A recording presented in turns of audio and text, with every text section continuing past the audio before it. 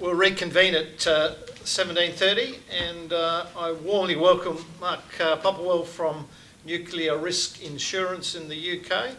Welcome, Mark, and thank you for joining us morning time, evening time here. It's a pleasure. Mr. JACOBI. Mr. Popplewell is the Managing Director of Nuclear Risk Insurers Ltd, NRI, based in London in the United Kingdom. NRI, commonly known as the British Nuclear Pool, has a membership of over 20 market property and casualty insurers in the UK who pool their insurance capacity for nuclear risks into NRI. NRI uses this capacity both to insure the nuclear sites in the UK and reciprocally to reinsure other nuclear sites around the world in association with similar entities. Prior to his appointment at NRI, Mr. Popplewell was the leader of the international nuclear practice at Marsh, a global insurance broking and risk management firm, and the Commission calls Mr. Mark Popplewell. Mr. Popplewell, thank you very much for joining us. Can I start with a broad question? We will concentrate on the British pool and how that's developed, but I'd just like to get a sense of who are your competitors throughout the world. And Okay. I'm thinking of the major competitors and where they're located. All right. Well, I mean, very broadly, we can actually start with the pools themselves. Whilst we all support each other and help each other with capacity, we are at the same time also competitors. So we work very independently of each other. Sometimes I think people assume that because we support each other so much, we're all colluding in terms of pricing and engineering and claims and so forth, and that's not really true. We are very much separate organisations. But in terms of the natural competitors we have, I guess they can be broken down into probably three main groups. The first is the mutuals. So around the world, lots of the nuclear entities, and particularly the generators of nuclear power, substantial organisations, have built up their own capacity. And initially that's done through this establishment of a captive, and that's a self-insurance vehicle that allows companies, large companies, to retain more risk. But over time, they have then mutualised themselves, so they've joined capacities together. And so here in Europe, we have a mutual called Imani and its sister company, Alini. Imani looks after the property risks, and Alini looks after the liability risks. And then in the US, there's another similar mutual called NEAL, and NEAL provides predominantly property risk protection. So we very much compete with those organisations. And then the next category is that there are a very limited number of vehicles that have been established. In fact, to be honest, I think there's only one that I can think of, a company called Northcourt, and that vehicle is here in the UK, and that has been established to garner capacity, much like us, but it doesn't operate within the pooling system. So it operates independently, and it can go out and it can compete for business in its own right all over the world. So that provides some capacity. And then the third sector is that there are some large commercial insurance companies who do on occasions, on a net basis, with their own capital, their own security, go out and insure nuclear risks. So those are broadly the competitors that we have in our marketplace. Thank you. I'll come back to a number of those entities in terms of addressing the market structure or the available options or alternatives that might be available. But I just wanted to first address the issue about what's the regulatory framework or legal framework against which the UK pool operates. And I'm just interested whether you could offer us a broad outline of the arrangements that affect and govern the operation of the UK nuclear pool. Yeah, okay. Well, we have probably two sets at least of sort of regulatory governance. The first is the FCA. So actually, because of the way in which nuclear risks is structured as a company, we're actually regarded as an intermediary by the FCA. Sorry, can you just... We're not a broker, but that's kind of almost how we've been classified, because we're a little bit of an odd organisation because of the fact that we garner this capacity from our members and then utilise that capacity on their behalf. So I think in a way, from an insurance regulation standpoint, perhaps the FCA wasn't quite sure what to do with us, and that's how we got given that intermediary classification. The FCA is an acronym for? It's the Financial Conduct Authority. And that's the that's the UK government regulator of insurance. That's right. Yes. Yeah. And then the other form of regulatory governance, I guess, that we have is through Lloyd's. So we also kind of fall within the Lloyd's system because of the majority of our capacity coming from the Lloyd's market. And so we are regarded as a Lloyd's cover holder. So on an annual basis, we will have a Lloyd's cover holder audit carried out on us, an independent audit of our business, which is conducted really on behalf of our members in order to make sure that the practices and procedures that we're following are robust and professional, as you'd expect of an organisation representing sizable capacity. And in terms of the regulatory framework that those that are seeking insurance from NRI and other entities, what's the regulatory framework that those operators are subject to in the UK, in terms of the international law instruments and the domestic law? Oh, okay. Well, I guess, I mean, the operators and the buyers of insurance are regulated by the Energy Act and so forth. That we as a insurance company don't interact with clients directly. So NRI is set up to interact with brokers, and that can actually be in-house brokers as well. So, for example, EDF in France have their own in-house insurance division, insurance broking team, and we interact with them directly. But by and large, we interact with the likes of Marsh and Aon and Willis and so forth. So they're equally regulated by the FCA. But then the operators, I can't really, to be honest, speak in detail about how they're regulated. No. What I'm interested in understanding is the extent to which that you come into the market depends in a sense on the extent to which there's an obligation on the operators under UK law to hold insurance. And I'm just interested in understanding the extent of their obligation and where that obligation comes from. Okay, right. So it comes firstly from the Nuclear Installations Act of 1965. That Act essentially brings into law in the UK the Paris Convention. So they're governed by the Paris Convention and the law that puts that in place here in the UK. And that law requires them to have financial protection in place currently for a limit of £140 million for nuclear liability.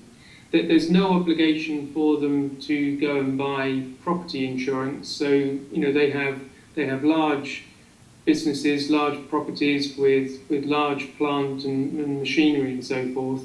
There isn't an obligation for them to go and buy insurance for that, but there is a obligation legally for them to buy protection for the nuclear liability. Can I just come to? I'll come back to the issue of the extent of cover in a while, but I'm just interested first to understand this against the background of what you've described as the Nuclear Installations Act. I'm just interested to understand how the pool that we're talking about formed and the extent to which it offers coverage within the UK market to UK operators. Okay, well, it goes back a long time, and certainly before my time.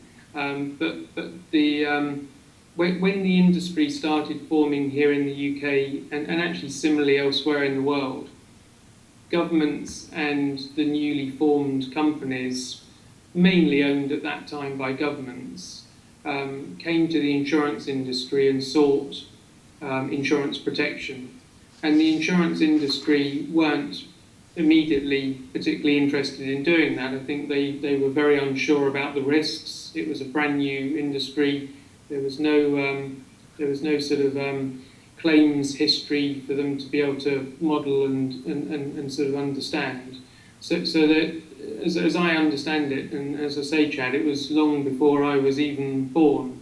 I think these conversations started to unfold, and the insurance industry, I think, made a proposal to governments that if they were able to exclude nuclear liability from all of the other policies that they underwrote, the commercial property, the motor insurance, your household contents insurance, etc., then they might be able to offer capacity for nuclear risks. And so what evolved was a nuclear exclusion, which exists on all policies, but our policies. So our policies are unique in the sense that we don't have that nuclear exclusion, but everywhere else they have them. And that avoids the risk of aggregation, of insurers finding that they're paying a claim once and then they're paying lots of other claims through different policies. And that's really how the pool system evolved and developed, both here and I think elsewhere in the world. So that's why vehicles like mine exist. We gather the net capacity of the companies that wish to support us. They in turn, as I say, can only provide net capacity. They can't go out and buy reinsurance, because if they try and do that, they'll find that their reinsurers and the treaties that exist around the world will exclude that risk. And so what that does is it gives us confidence that we have very secure, robust capacity. And I know when I call my members in the event of a nuclear catastrophe and say to them, I've now got to pay millions of pounds, I can get that money, and I'm confident they have that money.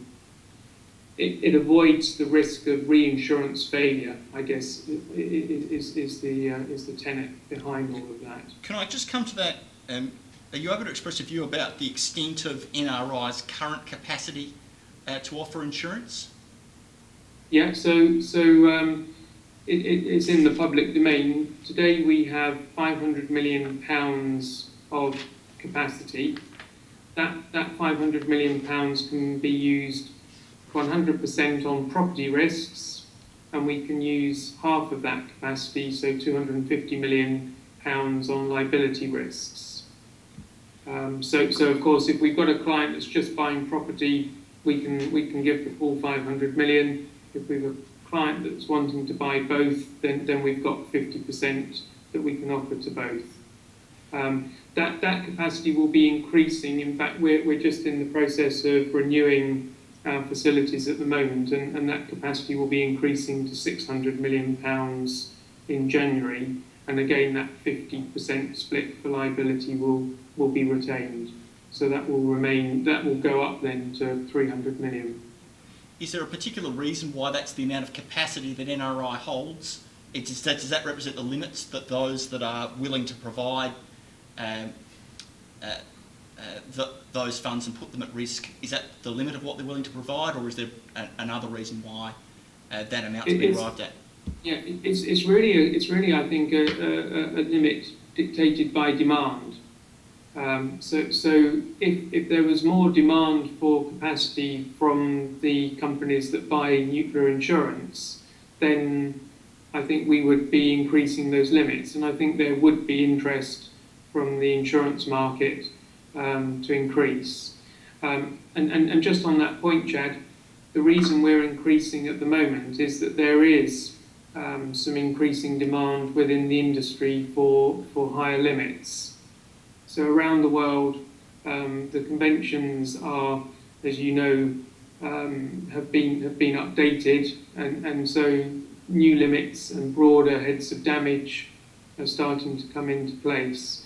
We're working very closely with another pool in Canada, at the moment, looking to be ready for when the Canadian law that's been put through Parliament is finally ratified during next year, and that will take the Canadian limit up by over 10 times. So with that increased demand on capacity, we are preempting that with our members to say that we might need more capacity for next year, and hence the reason for increasing our limit. So really it's a supply and demand market. So if there's more demand, then potentially yes, there's more supply, but there's no point having higher limits if those limits aren't required.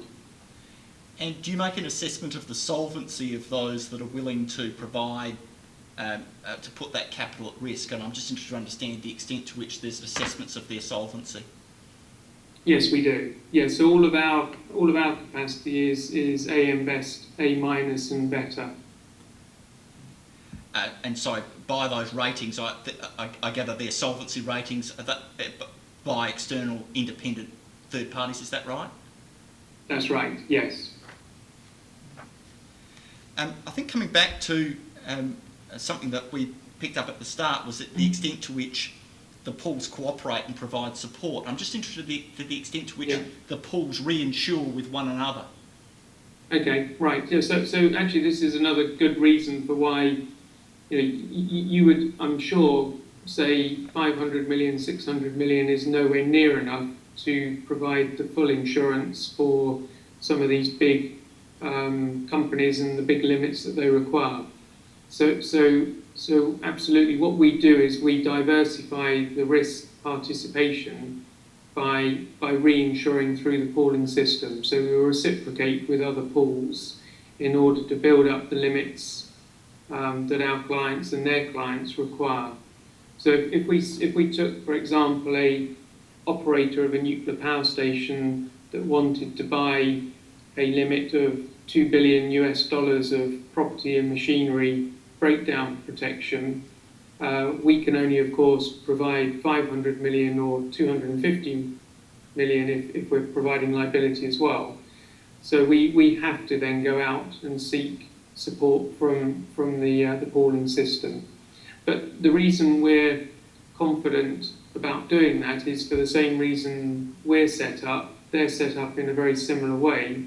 So we're confident their capacity is secure, because they operate just as we do. It's on a net line basis. So in the event of a call on that capacity, we know they're going to be able to pay. I'm just interested in the range of categories of cover that are provided. Sorry, I'll perhaps take a step back. I'm interested in the activities. We've heard some evidence about the definition of a nuclear incident within the conventions, and I'm just interested in the range of activities that the pools typically cover. I'm not specifically asking about the British pool here, but I'm just interested in the range of nuclear activities that are covered. Okay. Well, if we start with the liability, the liability insurance is really geared to the local law. So I will just use the UK as an example because it's easier for me. So our liability policy reflects the Nuclear Installation Act of 1965, and if there's a liability in that act, then we pick that up in the insurance policy. The only area really where we do not provide protection is the prescription period for injury and death is 30 years for nuclear liability. We as insurers only go to 10 years, and therefore there is a gap in the cover that we can provide, and that gap is normally filled by some form of indemnity or reinsurance backing from the government. But very simply, our liability policy and policies around the world are written to follow the law that exists in the country where the policy is being written. And then, in addition to that, nuclear companies often have to ship materials around the world, and so our liability policies we issue separate policies for nuclear transit liability as well. But again, very much linked to the law, so that there's no gap in cover, if you see what I mean, for the people that are buying that protection. And then the last form of protection is the property and the machinery and the business interruption, those sort of conventional covers that you'd expect a large organisation to hold. But those covers don't just cover the conventional plant, the cold zone, they also cover the hot zone risks as well. So I'm right in understanding that to the extent to which the UK legislation defines a nuclear installation as including either front-end or back-end fuel cycle activities, it will fall within the scope of the available cover that's offered by NRI, is that right? That's right, yeah. Whatever stage of the fuel cycle, if you like, whether it's enrichment, whether it's the fuel fabrication, the generation of electricity, or the transit of waste. The intention is that wherever the regular insurance market cannot insure the risk because of the nuclear exclusions they have within their standard policies, we are there to provide that protection instead. We're essentially there to provide protection that can't be provided elsewhere. That's really why we don't then get involved in lots of other potential risk categories that these companies might have. So, if they want to insure their employees' liability, then they can go to the conventional market and buy that cover conventionally. So there's no need to come to us for it. Yeah, I'm interested in you expressed a view with respect to the time limit for which you're willing to offer insurance, that is for claims out to only 10 years. I understand that some of the conventions have gone out to 30 years, and I'm just interested in understanding why does the insurance industry hasn't been willing to pick up the gap between a claim lodged by a plaintiff after 10 years and out to 30 years. Okay. There are only really, I think, a small number of reasons for that. The first one is that we as insurers struggle with the ability to model that risk because there really isn't any data for us to be able to do that. And of course, insurance companies need to be able to try and model data in order to provide cover. If we have no data, how can we price the risk? So that's one of the problems we have. The other problem, I think, is the uncertainty about how that claimant's cancer has been caused once we get beyond about 10 years.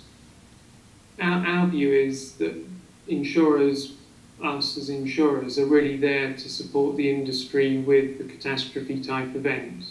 And so that's a release of radiation with claims occurring pretty instantly and us responding to those claims. A claimant coming and saying they have a cancer in 15 years' time and trying to attribute it to a release of radiation and then all of the other environmental factors that could have caused that cancer to arise, we struggle with being able to sort of deal with that type of risk.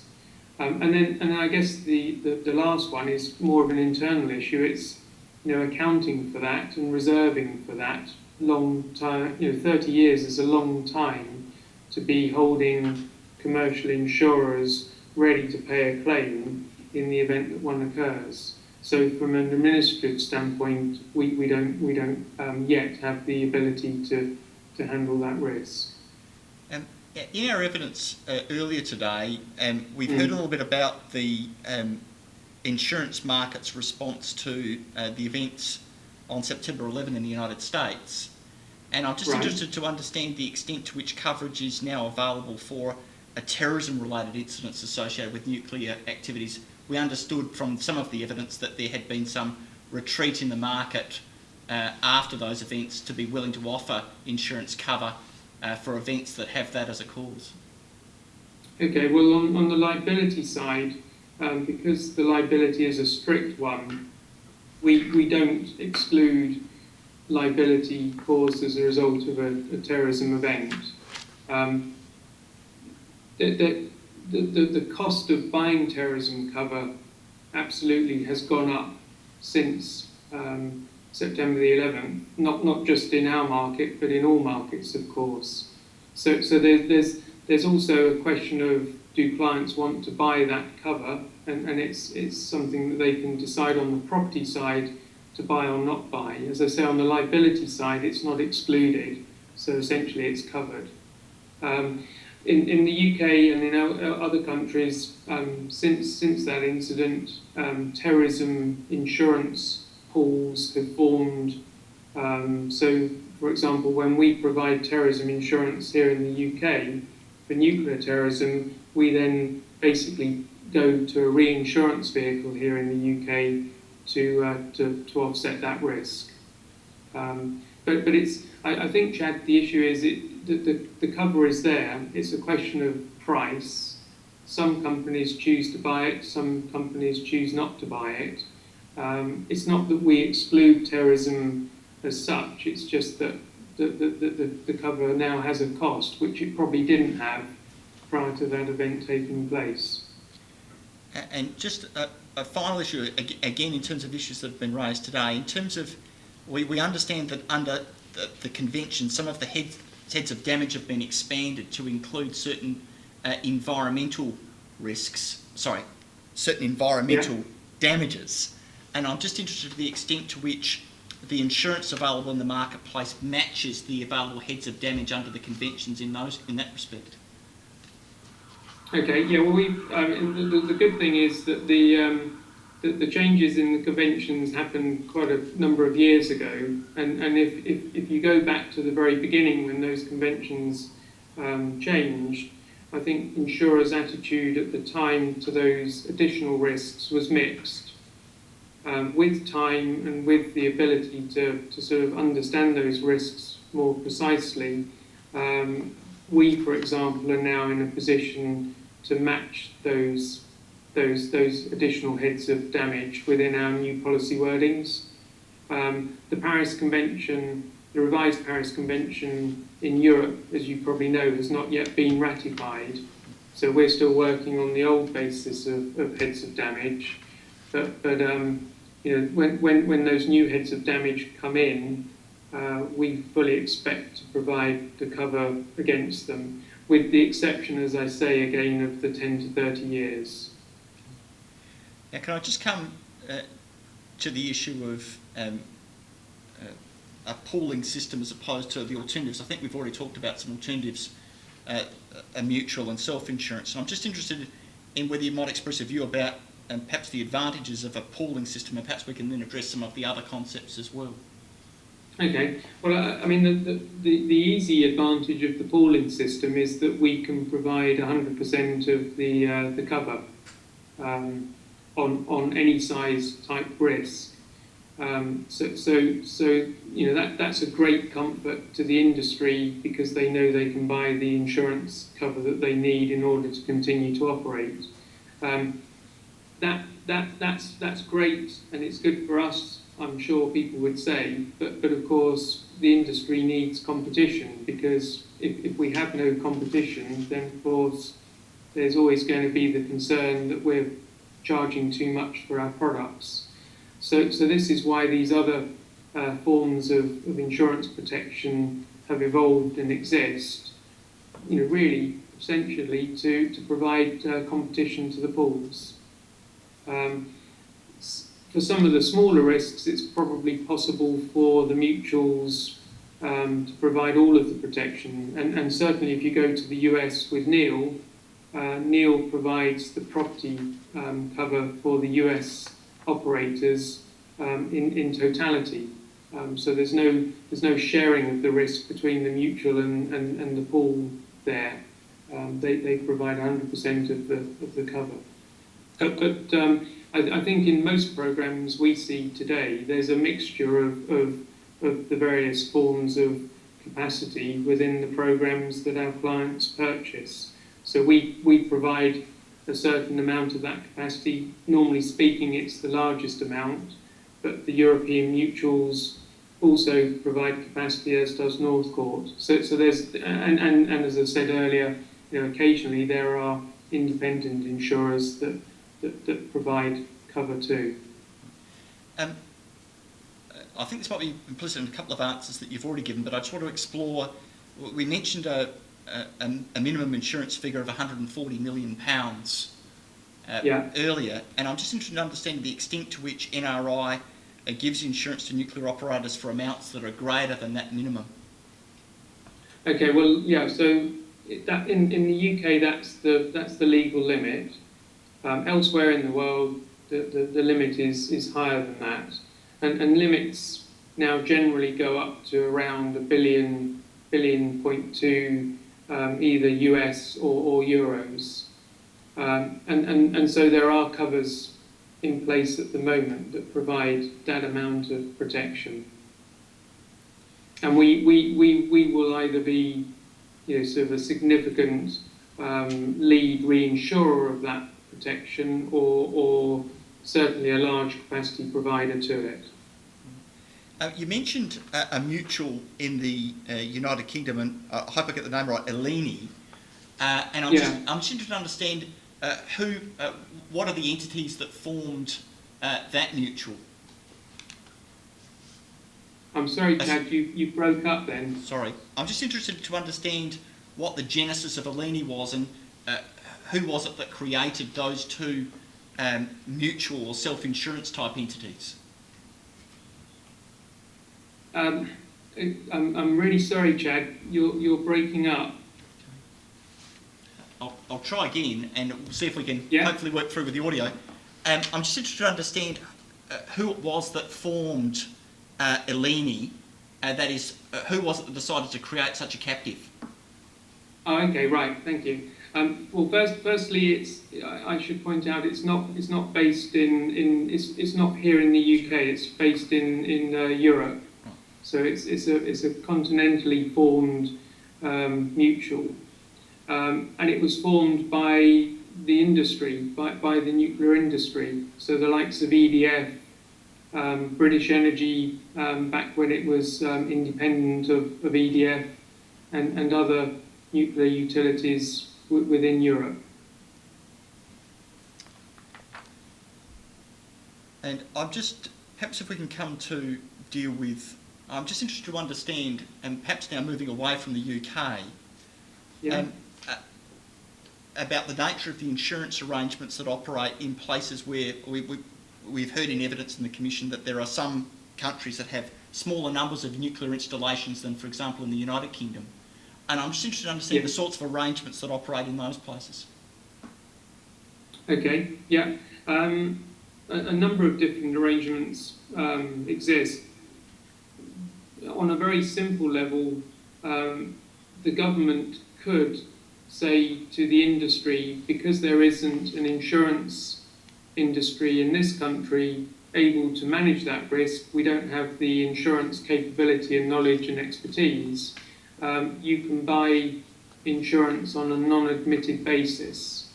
That's very rare, but that is always a potential option for a country that has very, very limited insurance expertise domestically. What's probably more usual for those very small entities is for an insurance company locally to be used as the fronting vehicle to access the reinsurance support internationally through the pooling system. So you'd have ABC company insuring the nuclear risk, and in turn buying all of that reinsurance, normally on a 100% basis, with very little retention into the pooling system, the mutuals, etc. Is there a particular Is there a particular threshold at which it makes sense for a country to develop its own domestic pool as opposed to use the sort of arrangement that you've just discussed? I'm not sure there necessarily is. I think it might be more a question of is there an appetite and is there a strength in the insurance industry to provide that protection? And in a way, is it worth their effort in forming an insurance pool. An insurance pool can be formed on a very, very simple basis. It can simply be an association of insurers in the domestic market. The people working in that pool can be part-time, so they can be full-time employees of the insurance company of which they serve, and just occasionally, when they need to do work on the insurance for the facility in their country, they act in that pooling capacity. I mean, Romania is a good example of that, where they have Chernovoda with two reactors. The Romanian insurance market has formed a pool, but it provides very, very little capacity. And we support that pool and help them to then get the reinsurance capacity internationally. So we actually take the best part of 99% of that risk, and then we reinsure that risk on behalf of the Romanians. But it gives them the opportunity to say that their insurance industry is supporting their domestic nuclear industry. So I think it's very much a question of, is there appetite, is there interest in the domestic insurance market to form something to support the industry. Can I understand, what's the relationship between the pools and claims management? Okay, well, I mean, particularly on the liability side, are we talking about, yes. Chad, here? Yeah, okay, well, I mean, we absolutely have an obligation to provide claims management services, because in the event of a nuclear release, we are the first party to start to have to pay those claims up to the limit of our insurance cover. So the pools around the world have reporting systems in place, claims management services in place. Quite often we work with TPAs, third-party administrators, because we're not large organisations ourselves, so we don't have lots and lots of claims people ready to sit and answer phone calls from claimants. So we access loss adjusters and legal services in order to support us with that. In some countries, because of the way that the pooling system is formed, those pools have access to very large domestic insurers with lots of claims handling capability. So in some countries they do provide those services from within their members. But yes, we absolutely have an obligation to deal with those claims if they occur. Mark, you've given us a view about a number of approaches that small countries might use to gain the insurance. Do you have a particular view about what's the most effective and why that would be the case? I think, Kevin, if we're talking about Australia and your plans, if the only thing that you're looking to do is form a very, very small industry and stop there, then you probably don't want to get the insurance industry all worked up about supporting it and developing something that then is almost too large for the industry it needs to serve. That said, if you're embarking on a nuclear industry that's over time going to grow and become something, then I would suggest that involving the insurance industry and considering how a simple pool could be formed that could then evolve into a larger entity over time, probably better to do that at the outset as opposed to think about it 5 years after you've started and think, actually, now we want one. So to an extent, I think it depends upon the long-term aspirations of the Australian government. And if those aspirations are large enough, then it would probably make sense to start to talk to the insurance industry now and to involve them in that development. If you're just talking about a research reactor and that's going to be the end of your ambitions, then you could probably work on the basis of a local insurer who's potentially prepared to front for that risk and then come out into the international market for the reinsurance. Does the pool or mutual preference depend a bit on who the operator of such a facility might be, in the sense that, as if I understood correctly, that the formation of the European mutuals depended upon the operators reaching agreement? Is it realistic to think that some operators might have the capability to form to self-insure as opposed to others?